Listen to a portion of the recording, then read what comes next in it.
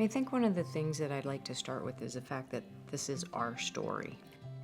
It's going to look different than someone else's, and our journey on this Alzheimer's diagnosis. I've known Fred since we were kids. In high school, we might have had a little date. We both went different directions in our lives. We both raised families, and between the two of us, we have 6 grown children and 13 grandkids. We were married in 2017. We'd been together a few years before that. There were probably some red flags, perhaps, some anxiety, some things that I would maybe comment to him, maybe you need to see a doctor. And it was a pretty strong no on his end.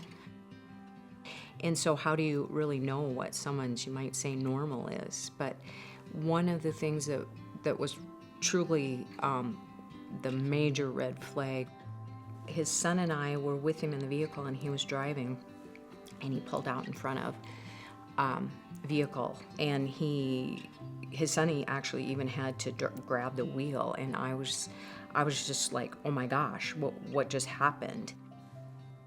And I can remember saying, like, Fred, are you okay? And he just had this blank look on his face, and he said, I don't know. We obviously, something's going on. We need to address this. They had Fred in for testing at the Memory Center here in Pierre, and to say the results were devastating would be an understatement. And that, kind of cliche, statement when someone says, get your affairs in order. Yeah, that's exactly what we had to do. When you grow up in a town the size of Fort Pierre, you always know who people are, and then they come to meet with you and you really learn who they are.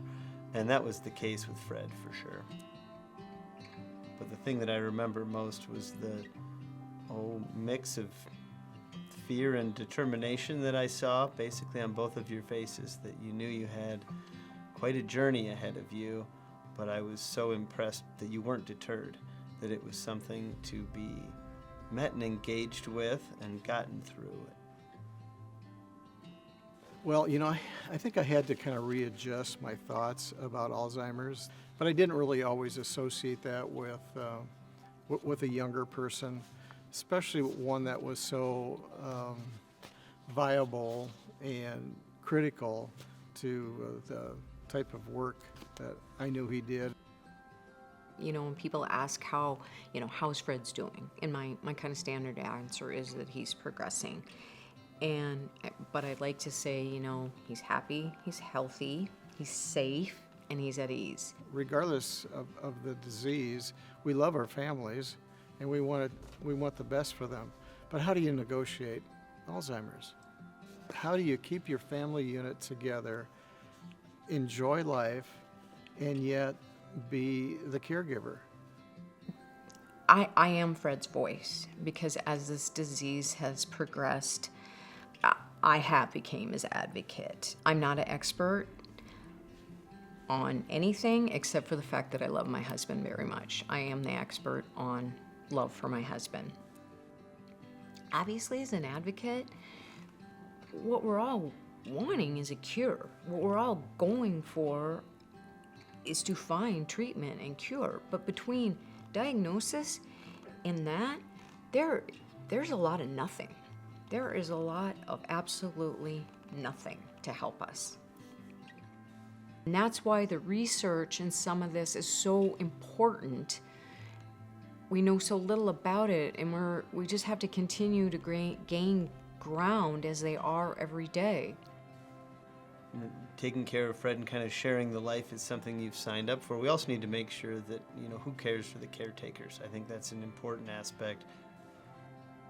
It's time for me to be an advocate for the folks that are going through this disease. Advocacy often starts with an introduction. In towns our size, community is family.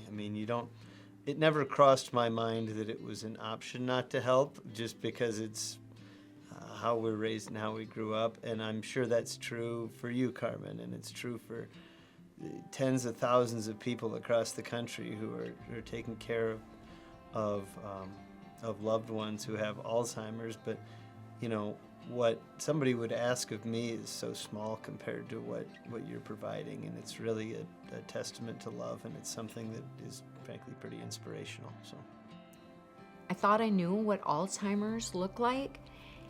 I've had people say that to me. We're gonna do our absolute best. Yeah, that's what we need to do.